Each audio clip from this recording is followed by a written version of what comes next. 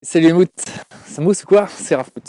Aujourd'hui, je te parle de la manière dont tu peux démarrer ton jardin en suivant les préceptes de la permaculture. Bon tu prends ta pelle, tu creuses quoi.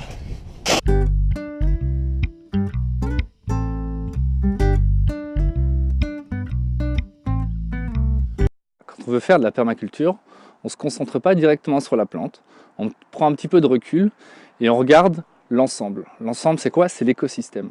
Donc autour de toi, il y a un écosystème. Et il y a des éléments dans cet écosystème. Et chaque élément interagit les uns avec les autres. Bien sûr, tu as des plantes.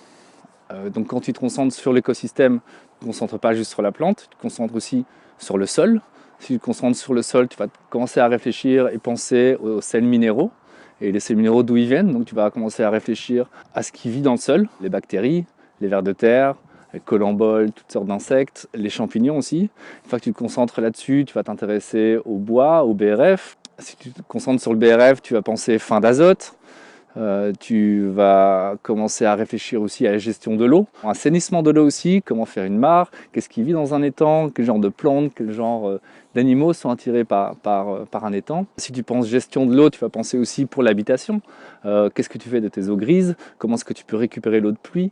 Est-ce que tu vas mettre une cuve? Est-ce que tu vas mettre un récupérateur d'eau externe? La permaculture, ça se concentre sur tout ce qui vit dans l'écosystème, c'est-à-dire toi aussi, les voisins, tous les gens qui vivent dans cet écosystème et autour et qui peuvent interagir avec ces éléments.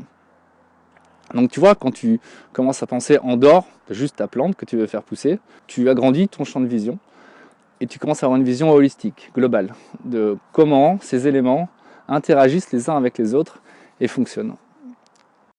Ton objectif en tant que permaculteur, ça va être d'aggrader ton écosystème. Alors comment est-ce qu'on agrade un écosystème?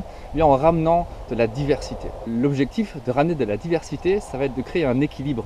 Et à partir du moment où tu as l'équilibre, tu vas aggrader, améliorer ton écosystème. Un exemple comme ça, si tu as beaucoup de vent chez toi, le vent ne prend pas comme un problème, essaie de l'intégrer dans ton écosystème. Donc tu vas par exemple construire une haie brise-vent, une haie nourricière bien sûr, tu vas rajouter plein de fruitiers, d'arbustes, de petits arbustes, d'une couche herbacée.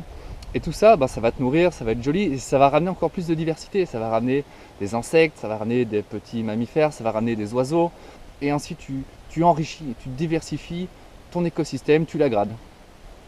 C'est vraiment, je le redis, ton objectif.